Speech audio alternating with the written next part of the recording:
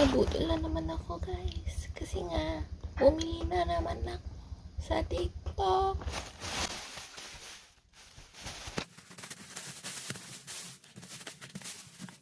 Alam niyo bakit? Kasi nagustuhan ko yung ilaw dito. Pero mahal, tatlo. Kulang kasi. Maganda kasi yung ilaw ko dito. Kaya maganda yung camera ko ngayon. Kasi maganda yung ilaw ko. So, umili na ng tatlo ulit. Meron ako isang doon. Tapos yung dalawa, pinabili ng nanay ko. Kasi, nainggit siya. Ganda talaga ng camera ko ngayon. Kasi nga, grabe hindi ko na kailangan yung ginagamit nila, yung square na maliit. Yung ginagamit ng mga content creator.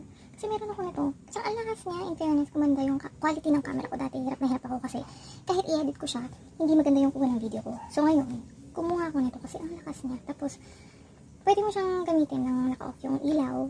Malakas na siya. Tapos kapag brown out kasi rechargeable na ito. Ito may USB cord na siya. Meron siya nito, ilalagay mo siya kung sa dingding, didikit mo siya dyan. Tapos, pwede mo yung ilaw, ganon. Tapos, ito, pwedeng tanggalin, natatanggal. Ilaw siya. O, diba? Ang ganda ko. Charot. Ang ganda ng ilaw niya.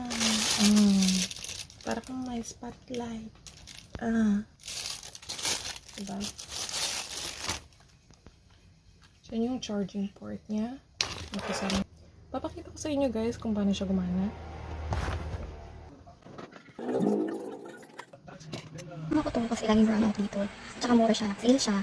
Mga 72 pesos yata yun. Pero ngayon nasa 100 na. Sayang nga. Kaya nakuha mo ng tatlo, 103 pesos na siya. Nakakainis.